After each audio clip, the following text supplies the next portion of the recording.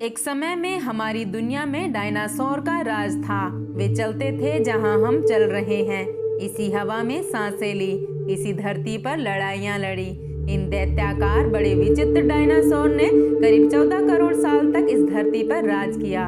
इन dinosaur की कई हजार प्रजातियां थीं। इनमें से कुछ शाकाहारी थे, कुछ मांसाहारी। तो कुछ डायनासोर बहुत ही शांत स्वभाव के थे, तो कुछ डायनासोर बहुत ही हिंसक और खतरनाक थे।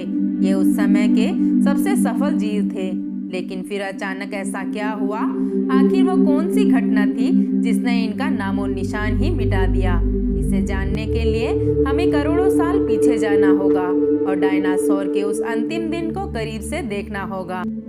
दोस्तों, आज से करीब 6.5 करोड़ साल पहले धरती पर मौसम सामान्य था। चारों ओर सूरज की रोशनी बिखरी हुई थी। लंबे लंबे पेड़ों से टकराती समुद्र की ठंडी ठंडी हवाएं और चारों तरफ डायनासोरों के चिल्लाने और चिंघाड़ने की आवाजें। जब ये सारी डायनासोर्स की प्रजाति बड़े ही आराम से धरती पर अपना जीवन बिता रही थी, तब 10 करोड़ साल पहले ही इनकी किस्मत लिखी जा चुकी थी। 10 करोड़ साल पहले एक छोटा एस्टेरॉयड का टुकड़ा जो सुदूर अंतरिक्ष से आ रहा था, वह पृथ्वी से लगभग 20 करोड़ मील दूर मंगल और बृहस्पति के बीच बने क्षुद्र ग्रह बेल्ट में घूम रहे एक बड़े एस्टेरॉयड से जा टकराता है।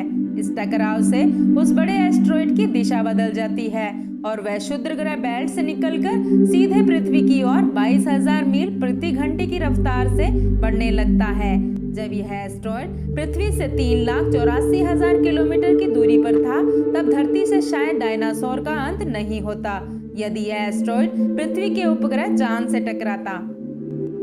लेकिन दोस्तों, नियति को कुछ और ही मंजूर था, इसलिए ये बड़ा एस्टेरॉयड चांद के बहुत नजदीक से गुजर गया। 40 किलोमीटर के व्यास वाला 2 ट्रिलियन मैट्रिक टन का ये एस्टेरॉयड प्रत्येक सेकंड के साथ साथ धरती के करीब बढ़ता जा रहा था। यह एस्टेरॉयड जब पृथ्वी के वातावरण के संपर्क में आया तो इसकी रफ्तार एकाएक 70,000 प्रति घंटा हो गई। पृथ्वी के वायुमंडल में घुसते ही घर्षण की वजह से ये एक भयानक आग के गोले में बदल गया। दोस्तों, ये इतनी रफ्तार से धरती की ओर बढ़ रहा था कि सिर्फ 4 मिनट में इसने अटलांटिक ओशन को पार कर लिया। इसकी चमक इतनी अधिक थी कि धरती पर टकराने से पहले ही हजारों जीव आग के इस धधकते गोले को देखकर पूरी तरह अंधे हो चुके थे।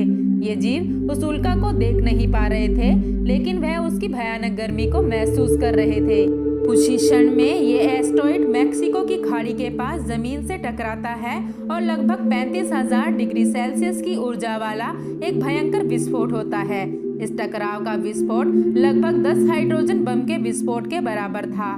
ये विस्फोट इतना शक्तिशाली था कि इससे टकराते ही धरती की लाखों टन धातु अंतरिक्ष में चली गई। टकराव वाली जगह पर 180 किलोमीटर चौड़ा और 20 किलोमीटर गहरा गड्ढा बन गया। विस्फोट के कारण इस गड्ढे का सारा मेटल और पत्थर आसमान में धूल के बड़े बादल में बदल गए। 16 मिनट 40 सेकंड बाद जमीनी टकराव की वजह से धरती के अंदर चारों ओर 11.1 तीव्रता की भूकंपीय तरंगें उठने लगी। इस वजह से समुद्र में विशालकाय लहरों का निर्माण हुआ और एक के बाद एक सुनामी की लहरें चारों तरफ बढ़ने लगी। भूकंपीय तरंगों ने सभी सक्रिय ज्वालामुखियों को दहका दिया, जिसके कारण जगह जगह डायनासोर का विनाश शुरू हो गया। धरती के महाविनाश की प्रक्रिया आरंभ हो चुकी थी। इस भयानक विस्फोट में रेडिएशन की मात्रा इतनी बढ़ गई कि इसके 800 किलोमीटर के दायरे में आने वाले सभी जीव जलकर पूरी तरह राख के ढेर में बदल गए थे। इस महाविनाश में उड़ने वाले डायनासोर इन जमीनी खतरों से तो बचकर निकल गए, लेकिन ये तो महाप्रलय की बस शुरुआत थी। विस्फोट की वजह से जो लाखों टन मेटल, पत्थर और धूल अंतरिक्ष में गया था, वह ठीक 40 मिनट बाद आग के गोले के रूप में पूरी धरती पर बरसने लगे। दोस्तों, धूल का एक बहुत बड़ा तूफान 6,000 किलोमीटर प्रति घंटे की रफ्तार से पृथ्वी के दूसरी तरफ मौत को लेकर आ रहा था। ये धूल के बादल कई किलोमीटर मोटे थे, जिसकी वजह से धरती पर सूरज की रोशनी का पहुंच पाना असंभव हो गया था। गर्म हवाओं का तापमान 100 डिग्री सेल्सियस से ज्यादा हो जाने के कारण धरती पर पेड़ पौधों की लगभग सारी आबादी जलकर खाक हो गई थी। विस्फोट के 90 मिनट बाद धरती का तापमान 200 डिग्री सेल्सियस तक बढ़ गया, जिसकी वजह से जो डायनासोर विस्फोट के इलाके से कोसों मील दूर थे, वे भी इस गर्मी से बच नहीं पाए।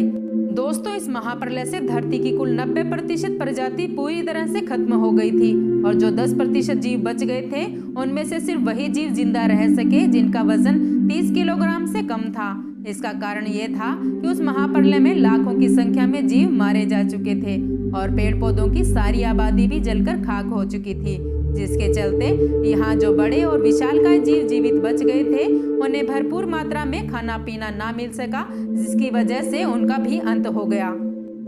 तो दोस्तों, आज के लिए बस इतना ही। अगर आपको वीडियो पसंद आई हो तो लाइक और शेयर करना ना भूलें और मेरे चैनल को सब्सक्राइब करें और पास ही के बेल आइकन को प्रेस करें ताकि मेरी आने वाली वीडियो की नोटिफिकेशन आपके पास सबसे पहले पहुंचे।